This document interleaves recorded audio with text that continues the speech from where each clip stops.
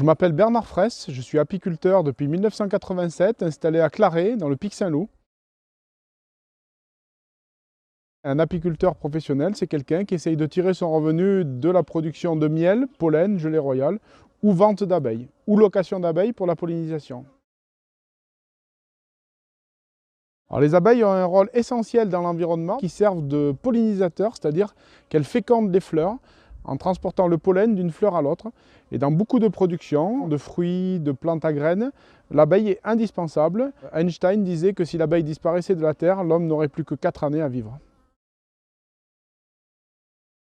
Alors, les abeilles fabriquent le miel en récoltant principalement du nectar sur les fleurs, éventuellement du miella issu d'insectes piqueurs suceurs tels que les pucerons, pour le concentrer, pour qu'il y ait peu d'humidité et que ça se conserve très longtemps. Et un miel peut se conserver plusieurs années. Suivant la saison, c'est assez variable, mais ça va de 20 000 à 60 000, voire 80 000 abeilles pour les plus grosses ruches en plein été.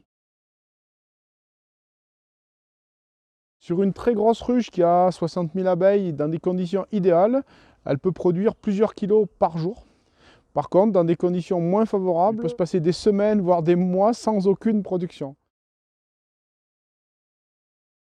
Alors, la production moyenne en France sur une ruche est aux environs de 15 kg, entre 12 et 15 kg. Après, pour un apiculteur professionnel qui déplace ses ruches comme moi et qui essaye d'avoir des jeunes reines productives, c'est plutôt 20 à 25 kg production moyenne annuelle.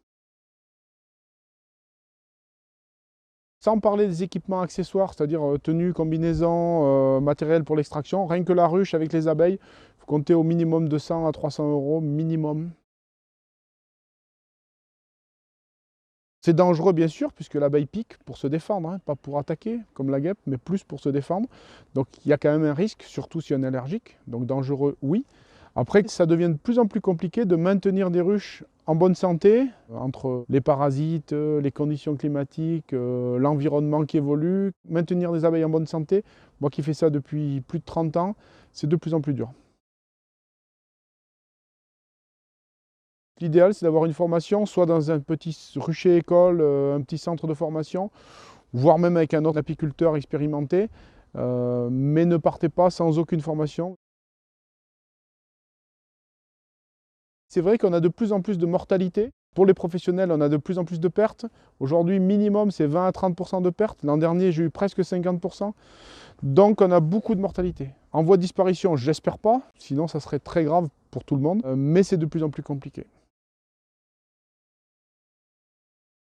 On a un parasite, le varroa, qu'on a depuis très longtemps, mais qu'on a du mal à maîtriser. Donc déjà, c'est un des facteurs. Deuxième facteur, il y a la pollution générale, qui à mon avis est très importante. Il y a un manque de fertilité, certainement, chez les mâles, qui fait que la durée de ponte d'une reine est réduite de façon importante, ce qui expliquerait une partie de nos pertes. Il y a aussi toutes les pollutions dues à certains pesticides, mais qui est en forte régression depuis quelques années parce que les agriculteurs ont pris conscience quand même du rôle de l'abeille et du respect de l'environnement. De ce côté-là, on est plutôt sur un côté positif, même s'il y a encore des cas d'intoxication malheureusement. Alors qu'avant, on avait une agriculture beaucoup plus variée et diverse avec des petites parcelles qui faisait qu'il y avait toujours une fleur, toujours des haies, mais toujours un petit peu de ressources. Aujourd'hui, c'est des fois des grosses ressources et puis plus rien pendant un certain temps. Donc si on est apiculteur professionnel ou amateur, mais qu'on déplace nos ruches, on peut suivre ces floraisons. Mais si on est fixe au même endroit, il y a des périodes où votre abeille va mourir de faim parce qu'il n'y a plus rien pendant plusieurs mois. Protéger les abeilles pour la pollinisation générale, que ce soit les plantes cultivées pour produire des fruits, des graines, des plantes, etc. Mais aussi pour les plantes sauvages, parce que s'il n'y a plus de pollinisation sur certaines plantes sauvages, on risque d'avoir une diminution de la biodiversité, puisque les plantes vont disparaître. Et si les plantes disparaissent, les animaux qui s'en nourrissent, le gibier, les animaux sauvages, peuvent disparaître aussi. Individuellement, vous pouvez agir en plantant des plantes mellifères, bien entendu. Deuxièmement, évitez de couper systématiquement des plantes, même des plantes sauvages, qui ont un intérêt. Si vous voyez des abeilles sur des plantes qui ont poussé naturellement, ne les coupez pas tout de suite. Attendez au moins qu'elles aient fini de fleurir pour que les abeilles en profitent. Et surtout, évitez de traiter. Si vous voyez un puceron, un puceron c'est normal. Ne traitez surtout pas. Je suis à Claret, au nord du Pic Saint-Loup. On a un point de vente ouvert toute l'année. Et sinon, après, j'ai un réseau de distributeurs sur la région montpelliéraine et Nord-Montpellier, un peu le Gard. On me retrouve très facilement dans beaucoup de points de vente sous l'appellation Aux Délices de Maya.